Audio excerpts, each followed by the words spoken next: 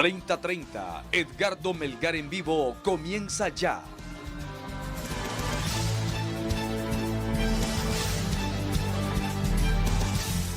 En este primer segmento del programa, en esta primera entrevista del programa, con don Miguel Mejía.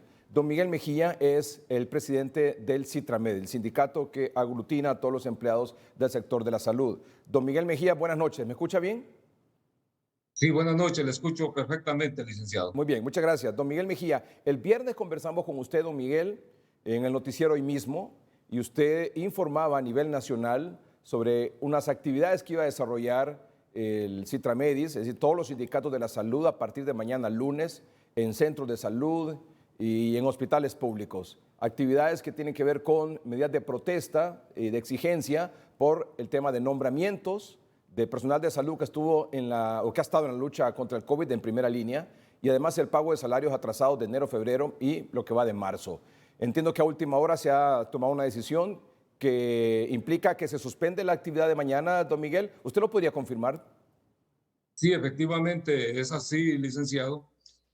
Nosotros pertenecemos a la Central General de Trabajadores y el compañero Daniel Durón, que es su secretario general, se ofreció de mediador en este conflicto laboral, y él ha logrado que mañana nos sentemos a dialogar con el titular de la Secretaría de Salud, eh, aunque sea bajo amenaza, porque aceptó el diálogo, pero también a la par emitió un comunicado que es muy amenazante, ¿va? Vamos con una espada de Damocles. Pero bueno, nosotros estamos acostumbrados a este tipo de situaciones, nos hemos hecho en la lucha, ahí nos hemos forjado y no nos amedrenta ningún tipo de estas situaciones. Bueno, mañana esperamos obtener resultados, esperamos tener ya claridad sentados en una mesa de diálogo respecto a la aplicabilidad que se le va a dar a este decreto, que es contrario a la ley. Un momentito, Aquí, solo para ahondar un poco en detalle, don Miguel. Entonces, se suspende la actividad de mañana, que consistía en suspensión de labores por 3 horas, y algo que ustedes tenían planificado para el resto de la semana, que iba a ir incrementando la presión a las autoridades por los nombramientos y el pago de salarios. ¿Está suspendida toda esa actividad? Efectivamente, licenciado, y fíjate que es oportuno que hablemos a esta hora, porque su programa es visto a lo largo y ancho de nuestro país, también fuera de las fronteras patrias. Y efectivamente esto nos sirve para comunicarle a los compañeros que mañana transitoriamente quedan suspendidas las medidas de presión, esperando que en esa reunión pues logremos un acuerdo con el titular de la Secretaría de Salud. De no ser así, pues entonces activamos esto nuevamente a partir del próximo martes. Momentito, don Miguel. ¿Mañana a qué hora y dónde se reúnen y quiénes con el ministro de Salud, el doctor Mateu? Bueno, él nos ha convocado mañana en la Secretaría de Salud a la 1:30 de la tarde. Ahí estaremos presentes. Vamos con toda la expectativa, con toda la fe. ¿Quiénes van, don Miguel? Bueno, va el titular de la CGT, el compañero Daniel Durón. Su servidor iría como secretario general de la Federación Unitaria de Trabajadores de la Salud de Honduras. Entiendo que vamos a ir los que dirigimos los sindicatos que pertenecen a la federación, y iría obviamente CITRAMEDIS en esta comitiva que esperamos que mediante el diálogo amplio y civilizado y razonado también podamos encontrarle una salida pues a este problema laboral que lo vino a, precisamente esto lo vino a complicar el acuerdo, la iniciativa de ley que sometió en el Congreso Nacional el diputado Sandoval. Entonces, esto lo vino a complicar, y eso le quería manifestar que esta iniciativa de ley no va coherente con la ley, porque para ponerla de acuerdo con la ley habría que derogar artículos, desmembrar el Código del Trabajo y desmembrar la Constitución de la República. Pero esa es la clase política que tenemos en nuestro país, y yo creo que de repente van a salir diciendo que hay que quitar el Código del Trabajo. Don Miguel, ¿qué espera usted mañana de la reunión esta a la 1:30 con el secretario de Salud? Dígame 1, 2, 3, ¿qué es lo que espera puntualmente? Bueno, lo que esperamos es respuestas categóricas. a lo que nosotros le estamos planteando, que es de darle certidumbre a los compañeros que están bajo la modalidad de contrato y quedan excluidos en esta iniciativa de ley que introdujo el diputado Sandoval, porque aquí hay un manipuleo, Sí, pero cuando licenciado. me dice usted, cuando me dice usted que que quieren darle certidumbre al personal por contrato, ¿qué significa eso? O sea, sea un poquito más puntual, más exacto, para que todos podamos entender, por favor. Bueno, manifestarle que, por ejemplo, vaya, el personal de la morgue está excluido. Entonces, ese personal consideramos que es una total injusticia lo que se ha cometido. Que quede fuera de los nombramientos Que quede fuera. para el personal de primera plaza, de primera línea. El personal de lavandería, licenciado, Ya. que es el que manipula todos los desechos Sí. de los hospitales en cuanto a ropería. Consideramos que también es un acto de grosería también haber sido excluido. Excluido. Tenemos los técnicos. Personal de lavandería, técnicos, trabajadores sociales. Sí, trabajadores sociales. Vi que yo he visto su programa bueno, siempre lo he visto, pero más me he inclinado a verlo durante la pandemia. Y usted ha estado hablando de la atención primaria en la salud. Y mire que en esto van excluidos los compañeros técnicos en salud ambiental y los auxiliares de salud ambiental. Sí. Sin esto no se puede aplicar la atención primaria en salud y van excluidos. Entonces yo creo que aquí tomaron decisiones diputados que no conocen nada del sistema sanitario de salud y consideramos que en eso pues faltó bastante socialización de esta iniciativa de ley. Bueno, el asunto es que el primer gran acuerdo que usted espera es que esa gente que quedó excluida de los nombramientos para personal de primera línea sea incluida. Okay. Ese es el número uno. Y luego entonces, sí, lograr su nombramiento y luego que le paguen al personal de primera línea. Bueno, y al personal de salud en general, porque le deben enero, febrero y marzo. Estamos, ¿verdad? Por supuesto que hay una deuda también. Muy bien, muy bien. Y el sistema sanitario también anda dando serios tropiezos de tal forma, licenciado, que hay hospitales que ya la comida no la están dando. Sí. No hay medicamentos, no hay insumos, no hay material médico quirúrgico. Hay una crisis total. Entonces creemos que el discurso que nos ofrecieron en campaña electoral, que nos dijeron que el sistema sanitario iba a ser recuperado para beneficio del pueblo hondureño, hasta estas alturas no hay un tan solo viso de que esta situación se pueda estar dando. Bien. Don Miguel, le agradezco que haya aceptado esta comunicación con el noticiero. Espero sinceramente que se logran estos acuerdos mañana, a partir de mañana, con la Secretaría de Salud, pero por el momento quedan suspendidas estas medidas de presión. Muchas gracias, don Miguel Mejía, es el presidente del Citramedes. Muchas gracias, don Miguel. Gracias, licenciado, y de corazón también nosotros deseamos que haya un acuerdo, porque a nosotros lo que menos nos interesa es conflictar el sistema sanitario del país. Muy bien. Gracias, don Miguel. Vamos a una pausa comercial en el programa, pero cuando regresemos estaremos conversando con el señor secretario de Salud, el ministro de Salud, el comisionado general, don Ramón Sabillo. Ya volvemos.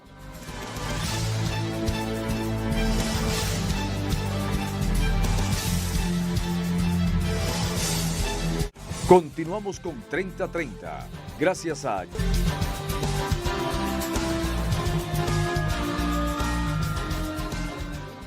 Muy bien.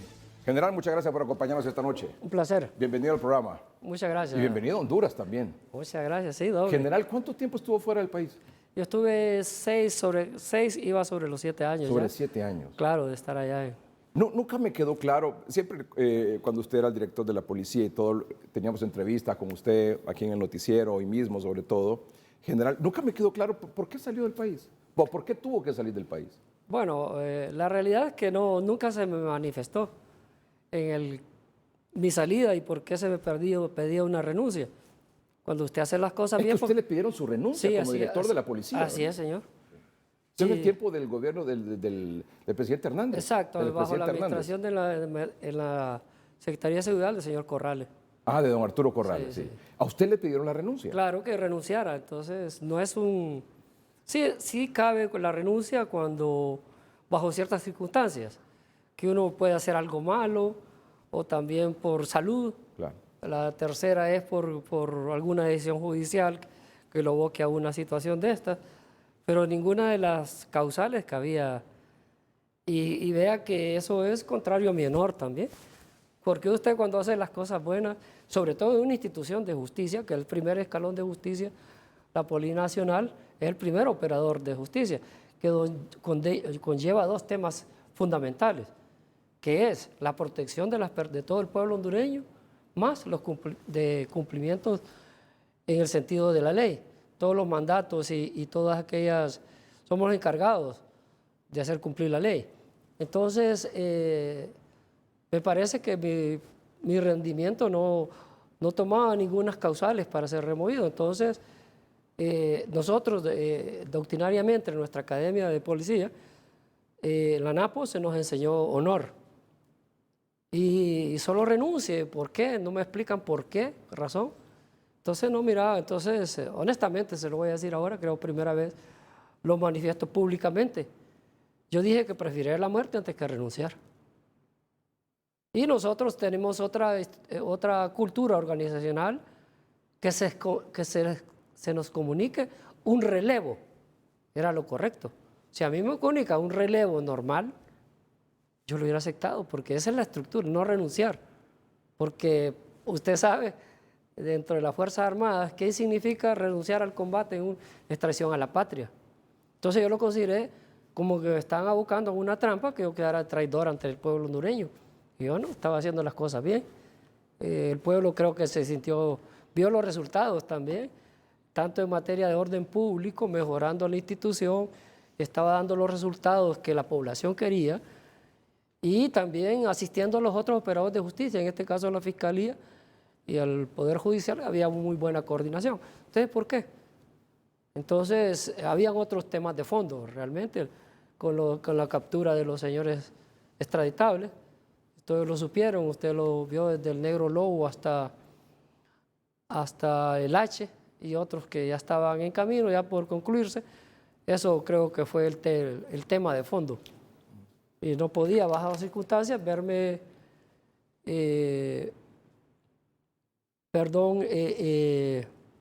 abocado a que yo, un acto de cobardía, renunciara a un escenario donde la población demandaba más condiciones de seguridad. ¿En algún momento le dijeron a usted por qué tenía que renunciar? No, nunca. Solo le dijeron, señor, usted tiene que renunciar. Sí, que irse para su casa. Que presente la renuncia. ¿Y se va para su casa? Sí, ya queda fuera del cargo. Queda fuera del cargo. Aunque no saliera de la institución, pero quedaba fuera del cargo. Ah, ya. Pero ¿por qué? Claro. Como y usted dijo, prefiero morir que renunciar. Prefiero la muerte que renunciar. Y cuando usted dice, prefiero la muerte que renunciar, ¿cuál es el mensaje ahí? El mensaje es que una persona que está dedicada, como le dije, hice el parangón con el mandato castrense que en un escenario de guerra, abandonar el campo de combate es traidor a la patria. O sea, general, que usted, si se hubiese mantenido en el cargo, corría el riesgo de que lo mataran. Bueno, eso siempre estuvo en la escena, Sí. Siempre estuvo luchando con ese factor. Sí, pero depende de dónde. No, yo le decía el honor, por mi honor. Sí. Yo no podía aceptar esa condición. ¿Pero usted temió por su vida en algún momento? Yo sabía que conlleva los riesgos, las amenazas, fueron una constante. ¿Pero Entonces, de dónde? ¿Usted logró identificar de dónde venían esas amenazas? Había general? crimen organizado, era la El crimen mayoría, organizado. a raíz de las capturas y ciertas posiciones que guardaba en materia investigativa también. Claro. Pues tendría que a los grupos criminales diversos, drogas, extorsión, maras y otras estructuras de crimen organizado de menor, pero que sí tienen un poder criminal. General, ¿y ese crimen organizado al que usted se refiere y que usted estaba golpeando fuerte cuando usted estaba al frente de la policía, logró penetrar en algunas estructuras del gobierno? Claro, eso es el problema de que de un poquito atrás ya las instituciones públicas comenzaron a ser permeadas. Y no sé si se acuerda usted el gasolinazo, que era un contrabando de combustible puro. Tal vez se ve de una forma que la evasión y la evasión fiscal sea un tema económico nada más, sí. pero hay otros temas de fondo ahí. Entonces también el pasaportazo que conllevaba una estructura criminal de fondo también, para mover algunas estructuras criminales, usando el Estado. Y también otros temas como el tráfico de armas, que se estaba investigando. Y otro, el tema corrupción en aduanas. ¿Se acuerda? Que fue Honduras está bajo la condonación de la deuda y trabajando con la recaudación fiscal tenía que alcanzar un techo de recaudación para ser beneficiario de esa condonación de la deuda. Entonces, en dos de los temas, en pasaportes y tema de armas, es crimen organizado. ¿El Entonces, narcotráfico se ha metido al Estado, a las instituciones del Estado? claro que sí, eso está... ¿Eso de que hemos sido un narcoestado es cierto, general? Bueno, deduzca usted, un expresidente bajo el proceso judicial en Estados Unidos. ¿Qué le indica eso? Señores diputados, políticos, entonces, que siempre tenían cargos públicos, entonces eso le da un pie a usted de que es realidad. Fue una realidad. Pues hoy en este nuevo escenario, pues es lo que debemos de cuidar. Sí. Usted me decía que los golpes más fuertes que usted estaba dando como director de la policía días antes o semanas antes de su salida era con la captura de extraditables. Correcto. Bueno, ¿usted cree que a esas capturas de extraditables, que por esa captura de extraditables que usted lideró como jefe de la policía, director de la policía, le pidieron la renuncia? Sí, ese tiene que ser el fondo, porque no vio otra causal. O sea, ¿estaban aliados con ellos? Bueno, lo está demostrando los juicios, no lo digo yo. Usted escuche los juicios. Sí. ¿Cierto o falso? Ahí están demostrados con una investigación sólida y firme que nosotros la teníamos también y le estábamos trabajando en común. O sea, que el tiempo al final, general, después de estos 6, casi 7 años que usted no estuvo aquí en el país, le dio la razón. Así es, y son juicios reales, condenas reales, y entonces eso confirma que esa fue la tesis. Bueno, y se menciona en un juicio también el compromiso de mi institución como parte del cumplimiento de una banda criminal. Eso está escrito en el juicio. Entonces de ahí viene mi institución. O sea, no tengo que decirlo, sino que ahí está en el juicio, expresado por un diálogo que tenía el señor Ardón, Alexander Ardón. Ahí está expresado en el juicio de Nueva York. Entonces, eso fue una situación que venía de Guzmán Loera, alias El Chapo, que era una promesa y que yo la estaba afectando y que me iban a quitar del cargo. ¿El Chapo, eso es escrito? ¿El Chapo vino aquí a Honduras? Sí, vino. Vino él y varios enviados. También porque hay otros mecanismos para cuestiones menores, venían, pero representantes o otras estructuras otros soldados, digamos, en materia de la mafia. ¿Y con quiénes se reunían esta gente? ¿Con quiénes se reunía el Chapo aquí en Honduras? Bueno, ya saben, los actores de interés, y eso pronto lo va a saber la justicia en juicio. La población cuando se manifiesta en el juicio, perdón. ¿Cómo lo hace sentir esto a usted? Todo esto que pasó ahora como ministro de Seguridad y que recibe usted el reconocimiento de la población, sobre todo en estos 28, febrero, marzo, ¿qué? 2 meses de estar al frente de la Secretaría de Seguridad. Sí, ¿Cómo lo hace sentir a usted? Cerca de los 2 meses. Sí, señor. Entonces, no, me hace satisfecho porque la ley se cumplió. O sea, un investigador o un policía cristaliza su caso hasta cuando se consuma la sentencia condenatoria. Hasta ahí es un éxito. Pero cuando este tema, esa condena, tanto para el policía, pero no también es para la población, cuando mira justicia y cree en sus instituciones. Entonces no solo hay que ver el éxito que yo pueda tener, satisfecho sí, pero me alegra otro hecho más. Gracias a Dios que la población lo reconoce y está satisfecha, y muchos de ustedes, claro, periodistas y todos los sectores de la población me lo dicen. Entonces eso da la certeza de que es el camino correcto que nunca deberíamos abandonar.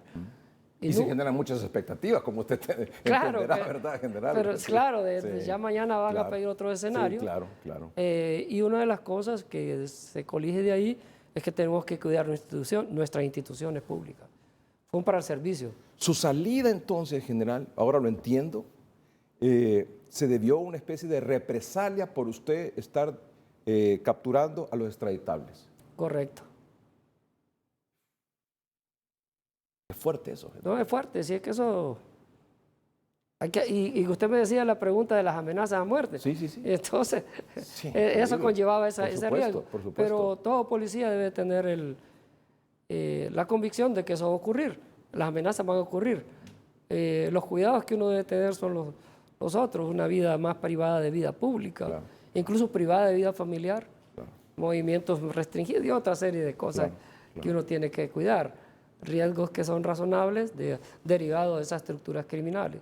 Que obvio, imagínense que uno de los delitos de crimen organizado y que se desprende la razón del crimen, de la droga, el tema de droga, es que uno de los delitos de crimen organizado es el dinero, ¿verdad? Y está lavado. Entonces, cuando usted une eso, hay un mundo de dinero, empresas, y usted se ve frente a un poder con recursos ilícitos. Y si usted une esos recursos ilícitos delitos de sangre, dinero de sangre, del crimen de la droga, en este caso, y otros delitos, ¿va? Pero cuando une esos recursos con la autoridad pública, el funcionario que cumple la ley se ve en un estado de indefensión, porque le aplican la violencia de Estado. No se llama violencia de Estado. Todas las instituciones se huelgan contra él. Usted yo fui citado y libré 2 juicios más y tuve que pagarlos de mi bolsa. Sí, eso no, hasta ahora lo hago público. ¿A usted lo citaron? Sí. ¿De dónde lo ¿Se citaron? acuerda cuando yo comparecía al Ministerio Público? Sí. La siguiente era la citatoria para comparecer a un juicio. Se me citó. ¿Y de qué lo estaban acusando? No sé de qué me acusaban. ¿Lo acusaron? En ese caso no sé, pero la otra era me querían extinción de dominio sobre mi casa. Una casa que yo pagué por 20 años. Entonces, y otras 2 ahí, que no vale la pena, porque ¿cómo va a creer que un juicio en un folder es una hojita de papel con un par de rayas y citado a un juez? Eso no es un juicio para mí, para nadie. Pero Y salió entonces, bien de todo eso. Porque me fui. O sea, Porque que está si eso yo- ahí todavía. Porque yo me defendí en libertad. No, ya está. Ya está. No, uno no prosperó, ni tan siquiera entró, bueno. porque no tenía ni la calidad de proceso. Otro sí fui citado. Y eso parte con otra coyuntura especial. Claro. La coyuntura especial es que habían 2 o 3 amenazas de muerte. Entonces, especialistas del sistema, en el sistema, y gente calificada, no gente que oyó algún rumor por ahí, cuando 3 personas le dicen lo mismo, que no se conocen entre sí, le dicen lo mismo, entonces uno dice, cierto, me citaban hechos concretos. Entonces, no, aquí hay una conspiración para mi muerte, y una forma de control es el control judicial.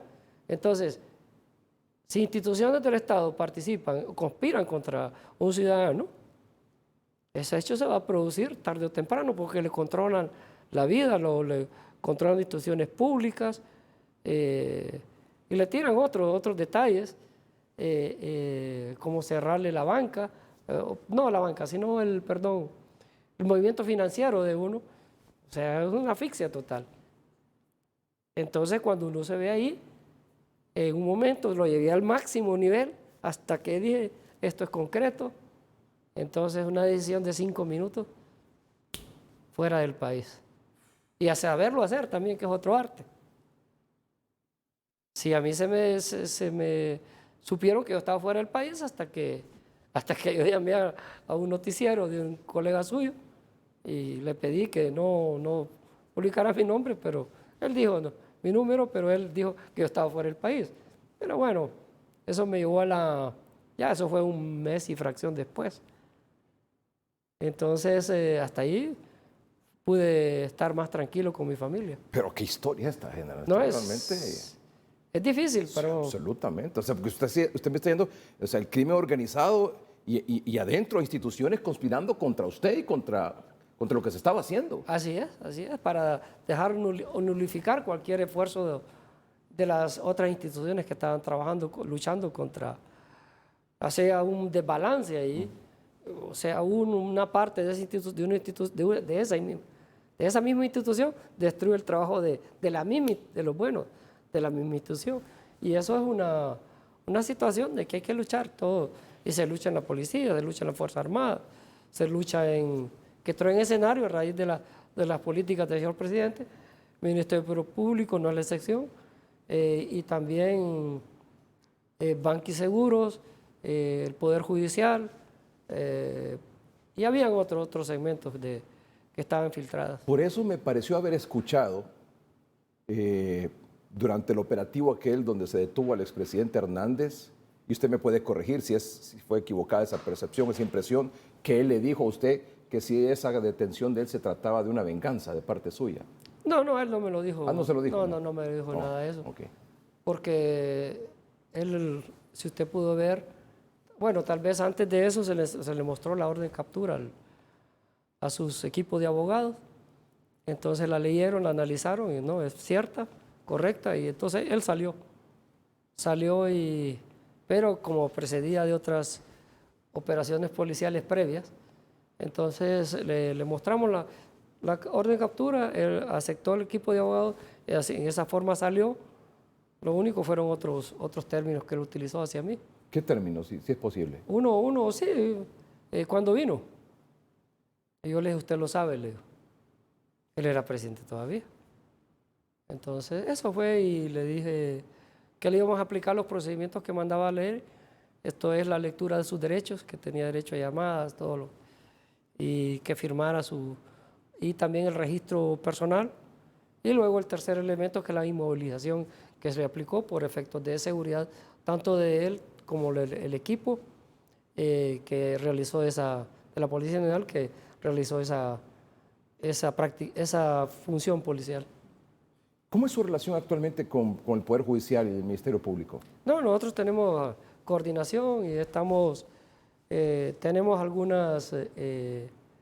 ahora mismo algunas reuniones para tratar algunos temas y abordarlos, porque no podemos dejar al pueblo pues bajo un status quo que le afecta.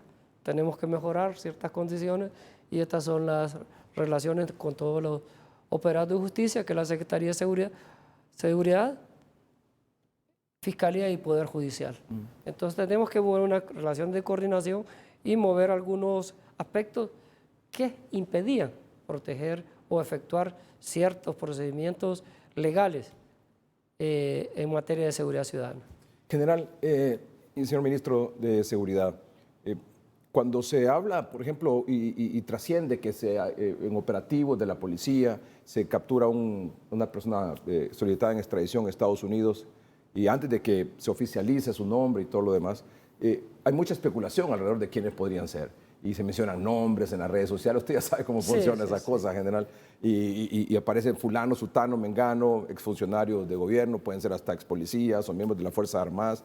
Yo quería preguntarle a usted, dentro de esas, no sé si son 30, 31, no sé cuántas son órdenes de captura que tiene la Secretaría de Seguridad para proceder, ¿hay realmente funcionarios o exfuncionarios, quisiera decir más bien, exfuncionarios entre estas órdenes de captura?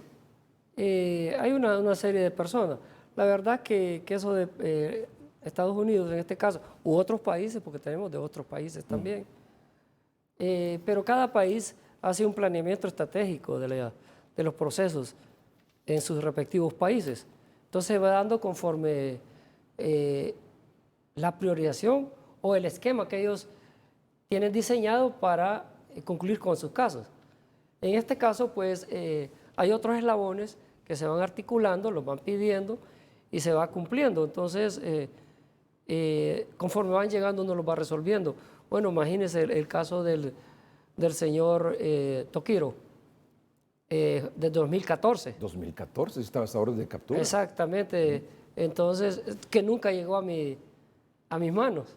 ¿Usted estaba en 2014? Sí, yo estaba en el 2014. ¿Y no llegó pero nunca me llegó a mis manos. ¿No llegó a la Secretaría de Seguridad? No sé. Bueno, la Secretaría, es que usted estaba director de la policía, director de la policía. Claro. Sí, ahí no podía. O sea, pudo haber llegado a la Secretaría de Seguridad, pero no al director de la policía, quien es el que la debe ejecutar. Sí, llegó al país en esa fecha y entonces no me di cuenta. No se pasó. Sí, lo entiendo perfectamente. Sí, porque estaban priorizando en las otras. en las capturas de los extraditables.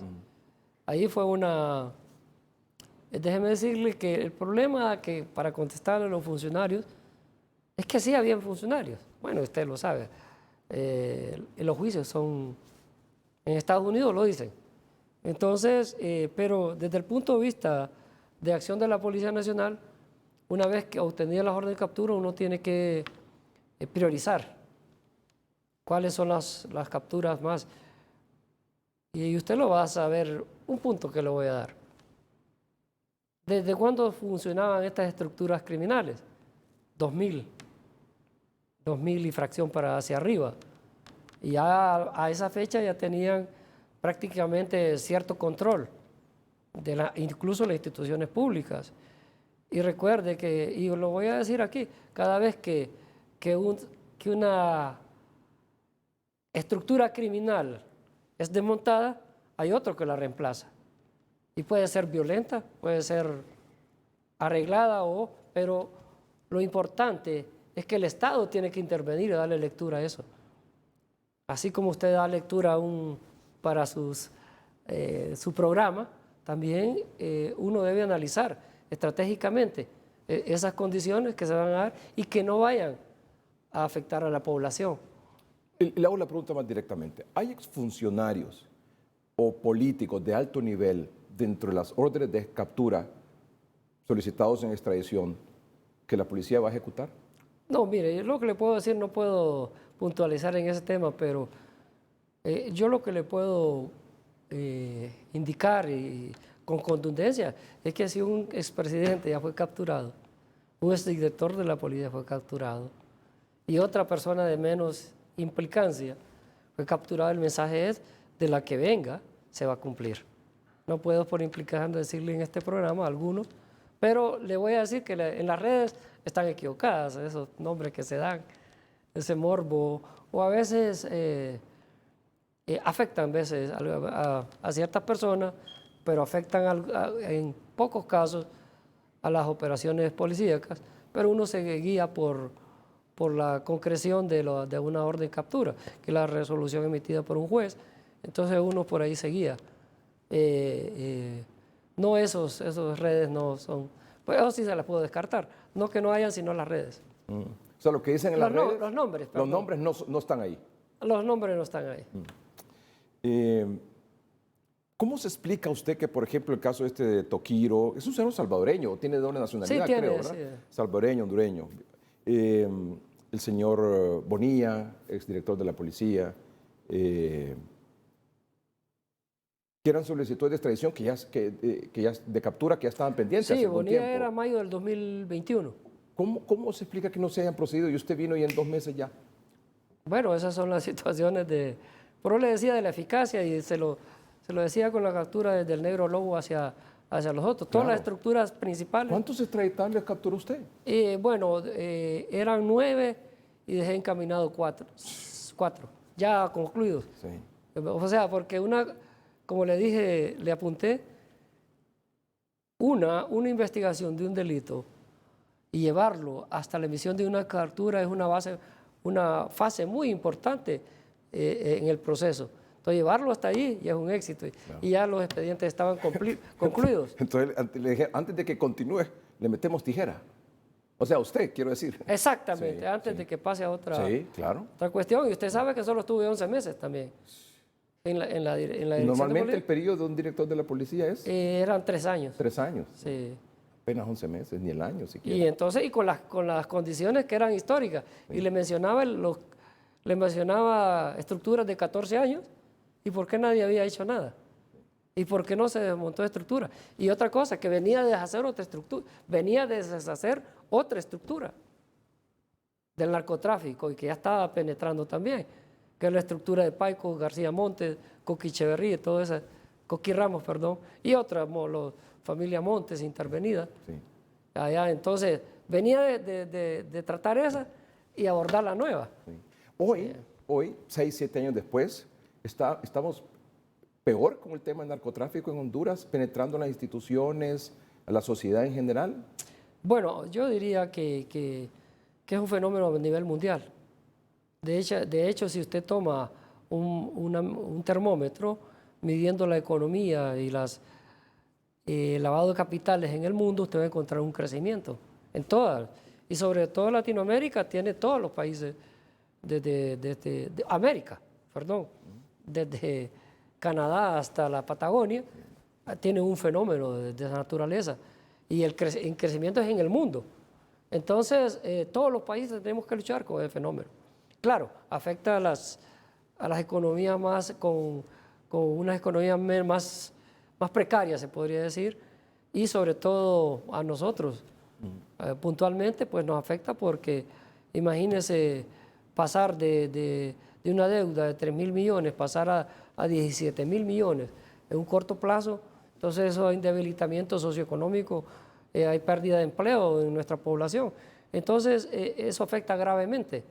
Entonces, eso es terreno fértil para que penetre el crimen organizado y sobre este tema de las drogas. Vaya, un indicador sencillo es 72-73% real de pobreza. Y antes no estaba ese indicador.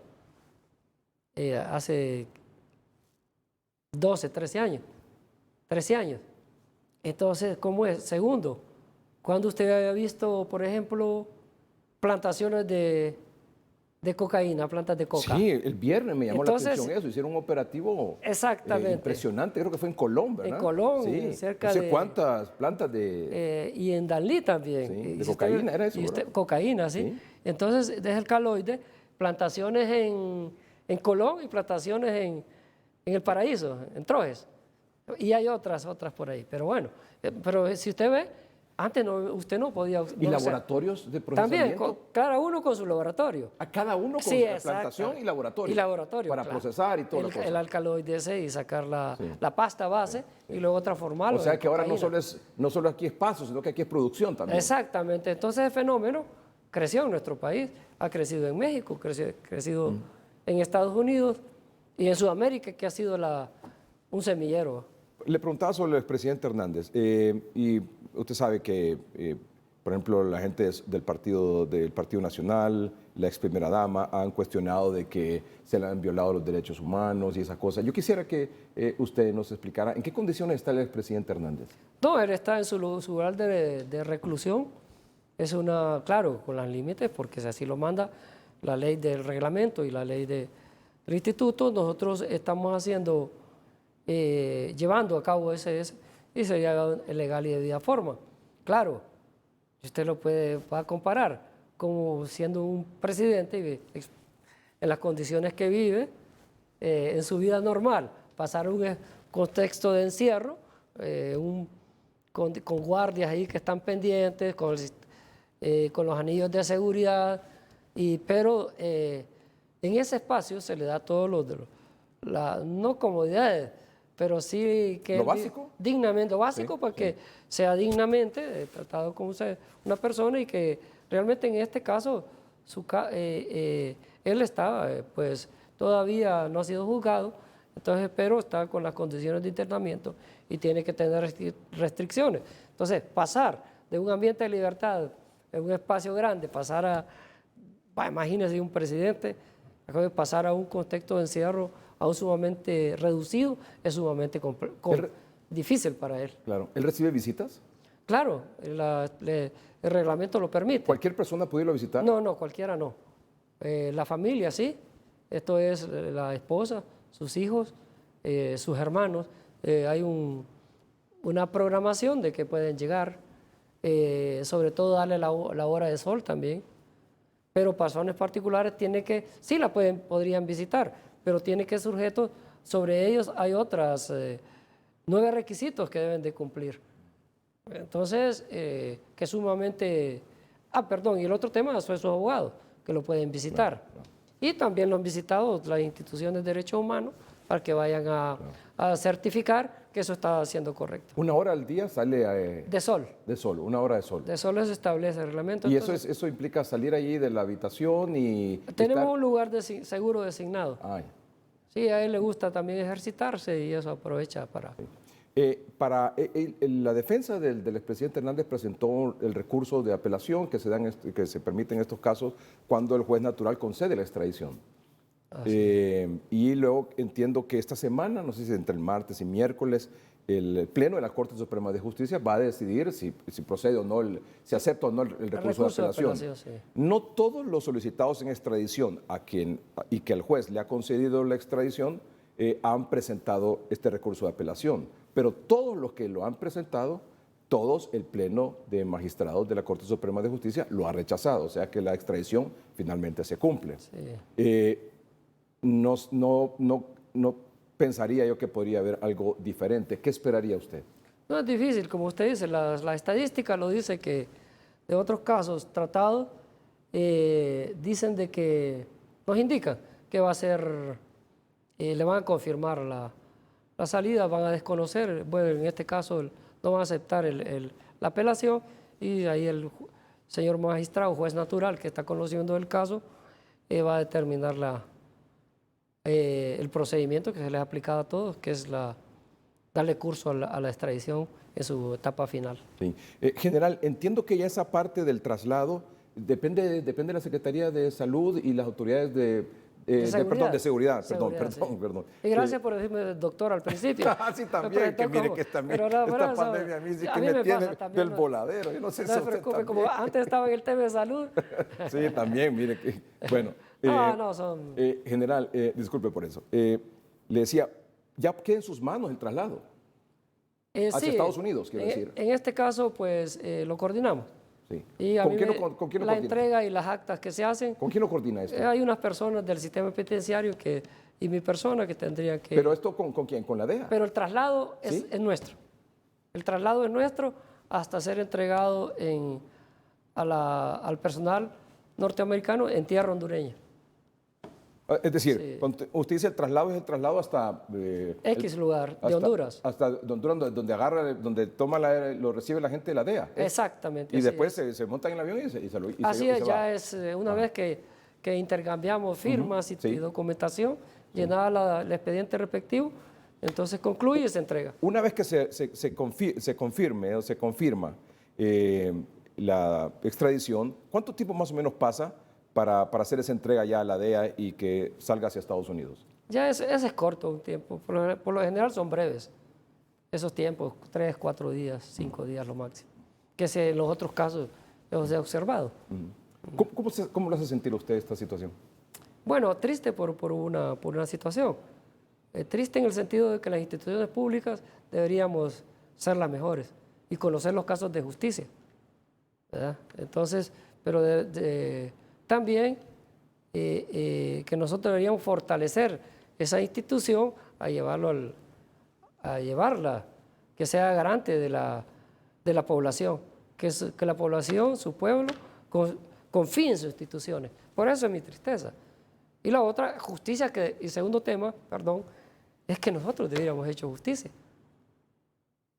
¿Verdad? Pero como lo explicamos, era un sistema difícil, ¿verdad? Porque era mucho más complejo, trascendía al tema de justicia. Entonces nos vimos pues compelidos a ir y otro estado, en este caso Estados Unidos, afectado por esta, imagínense, 500,000 kilos de coca, es sustantivo en los daños a la salud de la población norteamericana. Claro. ¿Cuántas solicitudes de extradición tiene usted en sus manos de captura, de extraditables? Sí hay cerca de, creo que estamos haciendo todavía, escarbando a ver dónde en duro, a ver dónde las encontramos. Pero sí tenemos alrededor de 28 por ahí. Sí. Porque me decían el otro día que entrevistaba al portavoz del Ministerio, perdón, de la Corte Suprema de Justicia, me decía que creía que eran como 32, pero que entre ellos había algunos que se habían entregado ya, otros que probablemente habían fallecido. Hay otro que está capturado y que no se ha ejecutado. Eso me llamó la atención, que creo que usted lo manifestó. Es una persona que está ahí. Que lo capturaron, pero no lo extraditaron. Sí, pero es por un delito, otro delito menor, no es con relación a este caso del narcotráfico. Y entonces ahí está, pero creo que en estos días se va a entregar también. O sea que el trabajo, como le decía, es complejo, hay que andar investigando. Y no solo eso, mire, a usted, general, no solo ese trabajo de andar buscando los extraditados y el tema de la seguridad de la ciudadanía, sino que ahora usted creo que va a manejar maras y pandillas. el Ministerio de Seguridad. Permíteme, el tema de la seguridad en el transporte, el tema, bueno, de los centros penales. Así es. El tema de no sé si la dirección de inteligencia también, ahora la Sí, policía lo va a manejar. hay un policía a cargo ahora. Sí, la dirección de inteligencia ahora está en manos de la policía. Claro, sí. Bueno, delitos comunes, extraditables, protección de altos funcionarios. Así es. ¿Cómo va a hacer usted con todo eso? No, no es que lo va a hacer, lo estamos haciendo. El problema es que tiene la pelota en su mano, perdón, en su pie y tiene que resolver. Sí. Y está en el área penal que decide todo el partido. Sí, sí. Entonces, bueno, va a hacerle una. Pero es que para eso un necesita parangón. usted logística, presupuesto, Claro. personal, o sea, no es Claro, fácil. mire, no es fácil, no es fácil. No, no lo porque es. tenemos un presupuesto raquítico que todavía está siendo descubierto, si le puedo valga una antropología económica para descubrir ese presupuesto. Una que llamamos medicina, una Sí, auditoría forense. Auditoría forense, Sí, como sí, se dice, sí. pero yo digo antropología porque Sí. hay que andar Hay que ir escarbando y todo por eso. todos lados, sí. Entonces, es difícil sin recursos. ¿Dejaron ahí sin recursos la Secretaría de Seguridad? Sí, solo en talento humano ahí tenemos que ir sus salarios, partida de salario, que tenemos que es lo principal. Ir con el rubro movilización, que es combustible, y también va con las patrullas, porque un gran porcentaje son alquiladas. Que bueno, pero funciona el sistema, o sea, eso no debe preocuparnos. Lo que preocupamos es el pago. Claro. El pago. ¿Y la tasa de seguridad? También ahí está la tasa. ¿Funciona eso? Sí funciona, pero el problema es que hay préstamos a 7 años, 157, bueno, una cantidad, sí creo que 5 millones de dólares, creo, como a 7 años, y hay que pagarlo. Entonces ya imagine el resto de la recaudación. Claro.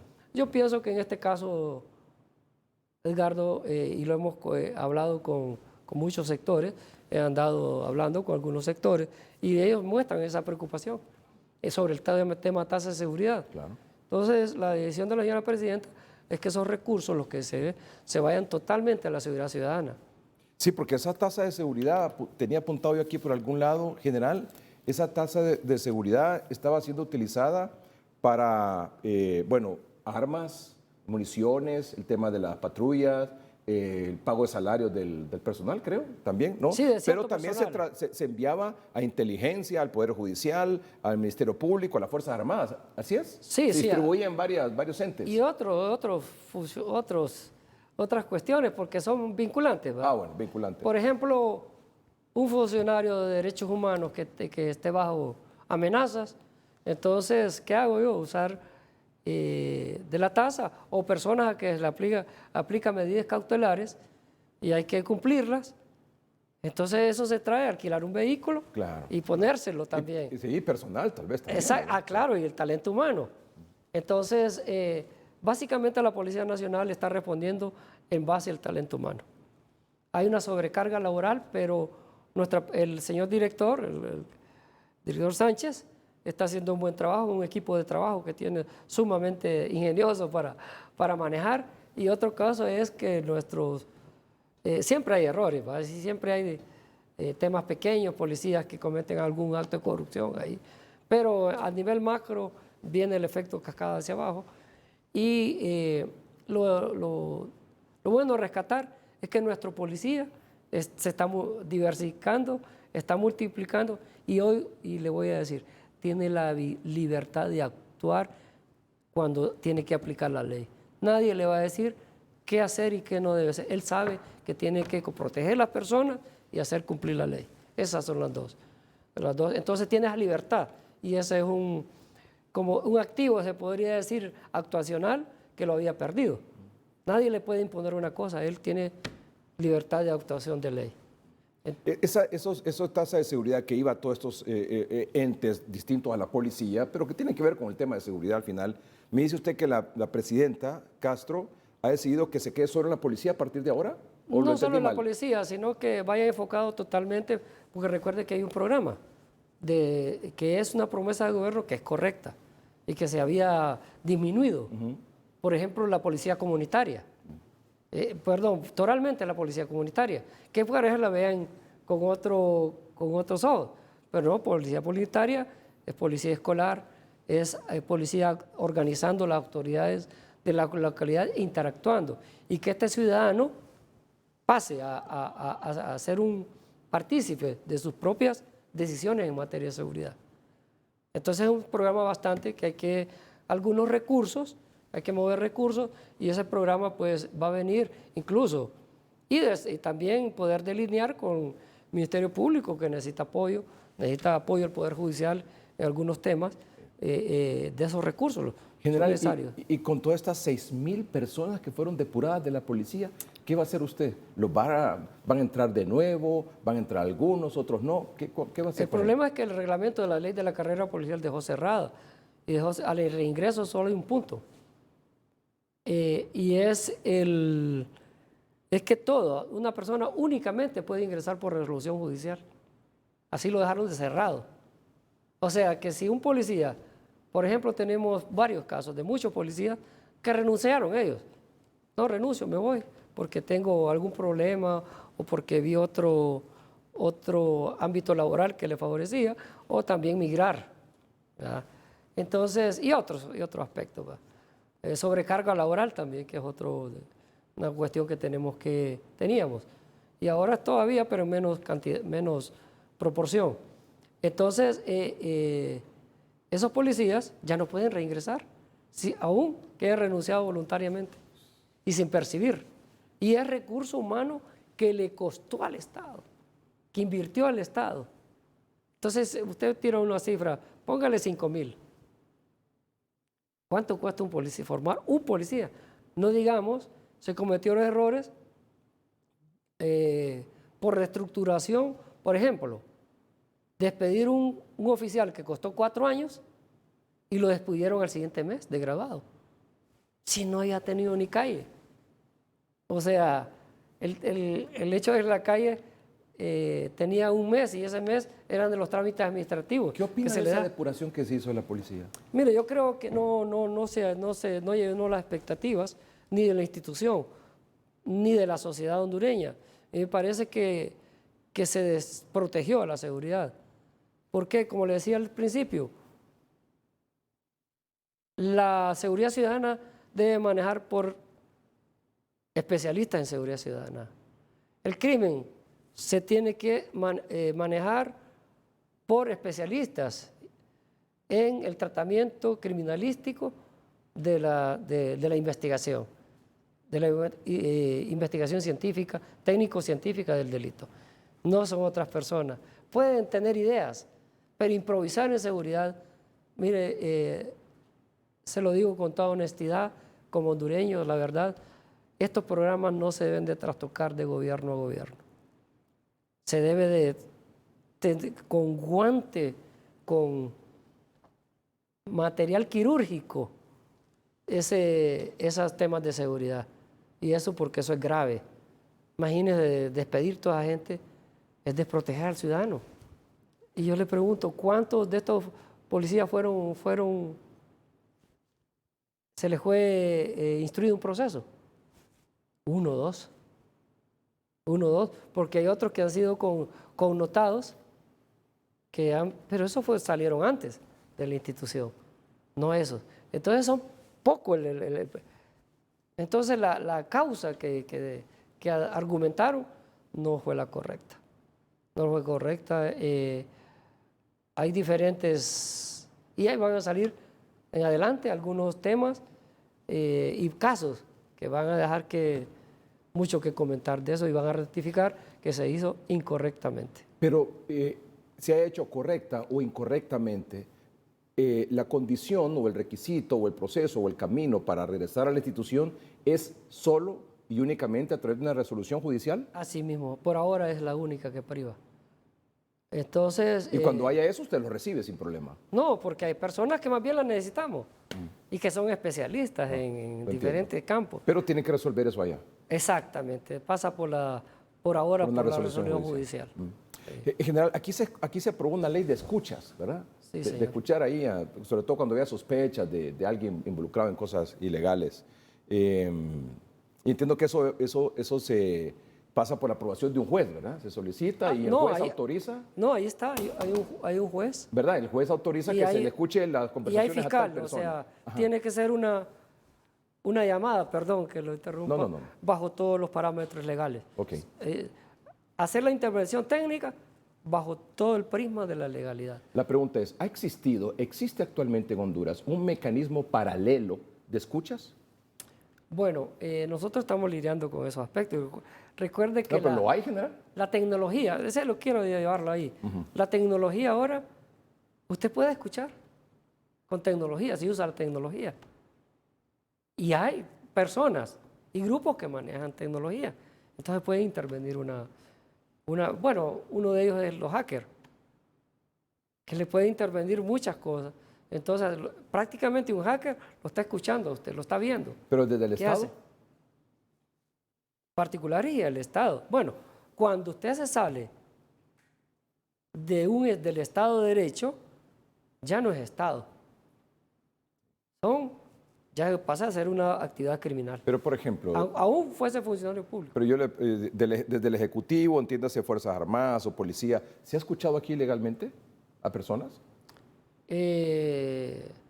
Sí, habían escuchas de muchos grupos, no solo de los que usted apunta, de otros, crimen organizado. Por ejemplo, cuando usted era director de la policía, lo escuchaban seguramente, ¿o no? Sí, pero uno tiene sus medidas. Sí, Ese es el arte. Claro. Pero imagínese, o sea, escuchar desde la... Y le voy a dar un parámetro. ¿Usted cree que si yo no hubiera guardado medidas de comunicación, en las capturas hubieran tenido éxito? No hubiera logrado eso. No lo hubiera logrado. No lo hubiera logrado. El hecho de haberlas logrado es ¿Pero éxito. lo escuchaba aquí el crimen Es evadir. organizado o lo escuchaban desde las mismas instituciones? Es que, como dijimos, había... Todo era una sola cosa. Como dijimos, había infiltración. Y no es que toda la institución estaba así, no, pero había sus ahí, entonces ellos abocaban a una escucha. El uso que se le daba a esa escucha, ¿es legal o ilegal? ¿Es para el bien o para el mal? No, yo dije, no, solo puedo proteger al pueblo siendo invisible. Y también silencio. Y uno de los éxitos fue el silencio en las comunicaciones mías, usando las comunicaciones de otra naturaleza, siempre atendiendo al público. O sea, había una gana. No se la puedo decir porque entonces me quedo sin mi herramienta. Revela usted. No, pero general, mire, estoy sorprendido con toda esta conversación con usted. Tristeza por lo que usted también manifiesta y que usted comparte también el sentimiento, pero creo que debemos de abrigar una esperanza, ¿verdad, general? No, Carlos, por eso usted me decía, ¿qué hacer? No, estamos haciéndolo bien. Claro.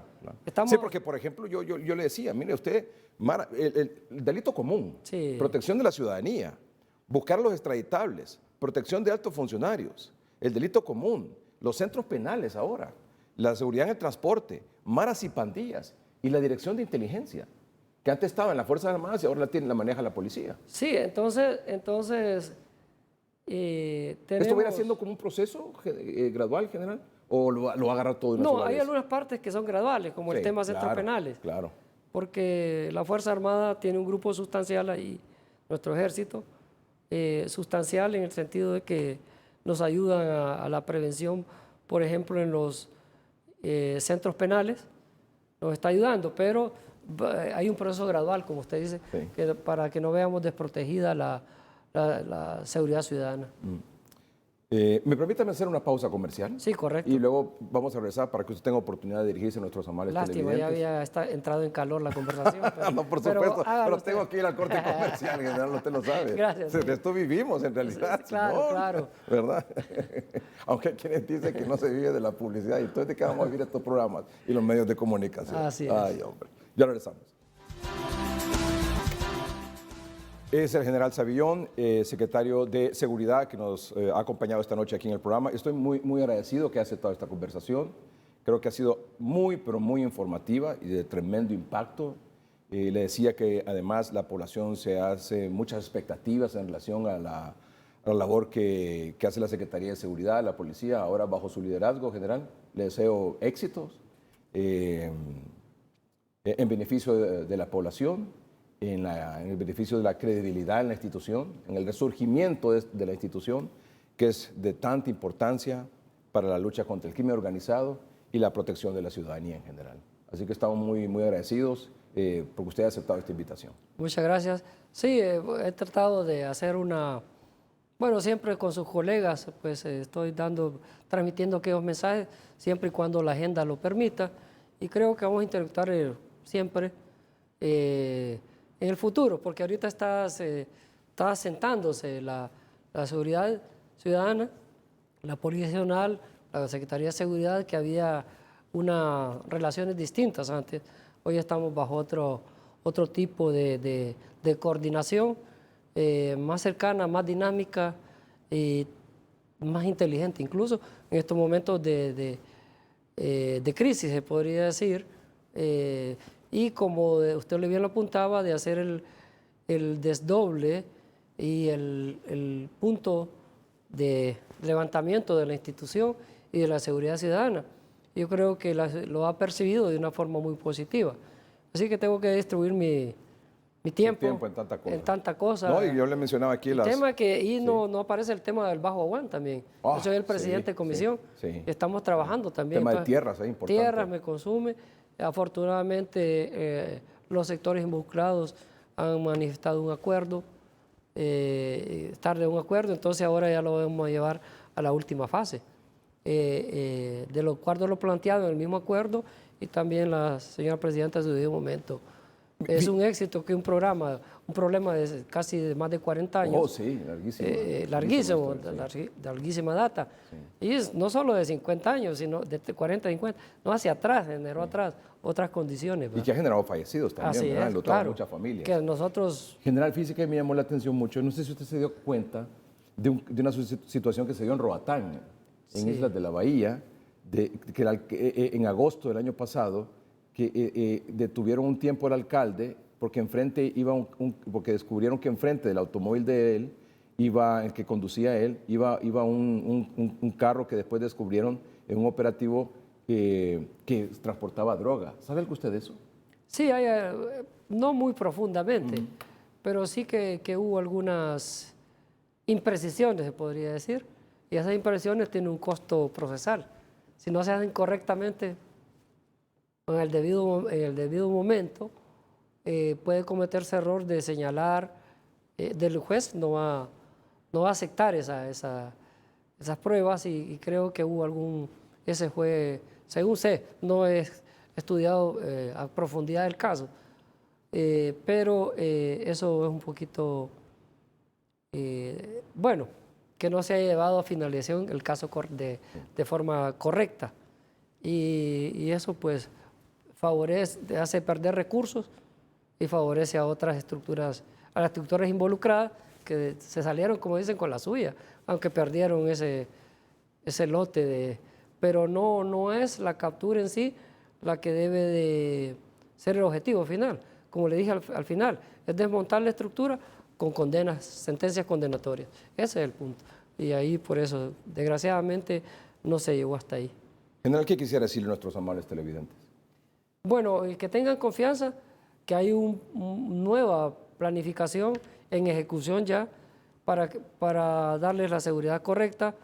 Estamos mejorando todo lo que podamos con el talento humano de la Policía Nacional. Secretaría de Seguridad está dando todo el apoyo, y la señora presidenta, pues, en este caso, está llevando un buen programa de seguridad, y deben de tener la plena confianza que vamos a ir mejorando. Tenemos errores, tenemos escasez de recursos, pero la ciudadanía y el policía están actuando de otra forma.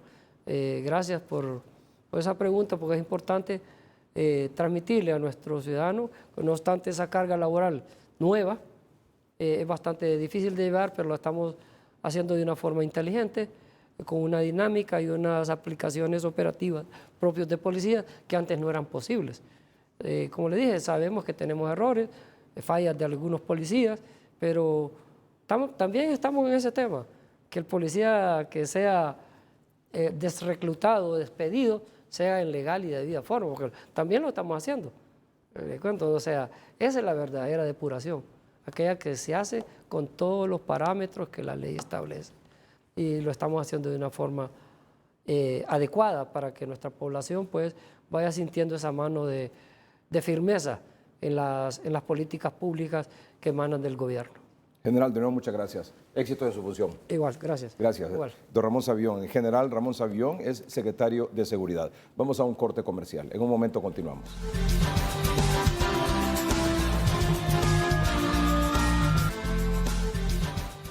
Muy bien, aquí estamos con el doctor Omar Videa. Vamos a cerrar el programa siempre con un mensaje sobre el tema COVID, porque no podemos dejar de obviarlo. Hasta el día de hoy hay 108 personas que han fallecido solo en mes de marzo.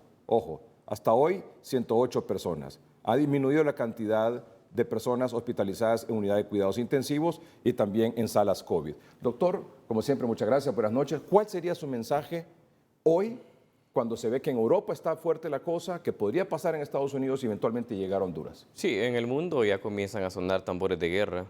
Un 8% ha aumentado los casos a nivel mundial. Estamos hablando de 11 millones de personas que han sido diagnosticados por COVID-19 en los últimos 7 días y 47.000 decesos. Eso marca una tendencia y ya hemos pasado por situaciones similares cuando en Europa, en Asia, se han dado estas oleadas y que en este momento obedecen a la subvariante BA.2, es un aviso para nosotros, porque tenemos un triángulo que se va desestabilizando. Ese triángulo que va perdiendo esa consistencia que nos ha mantenido en la pandemia con cierto grado de seguridad es, número 1, la relajación de la población. Número 2, el debilitamiento de la inmunidad artificial a través de las vacunas. Y lógicamente, ese patrón más la unión de una nueva amenaza a través de la subvariante BA.2 es lo que hace que un escenario para los siguientes 2 meses, y yo diría en las siguientes 6 semanas, donde saliendo de la oleada de Omicron puede venir una siguiente ola, porque la gran mayoría del pueblo hondureño tuvo contagio en el mes de enero.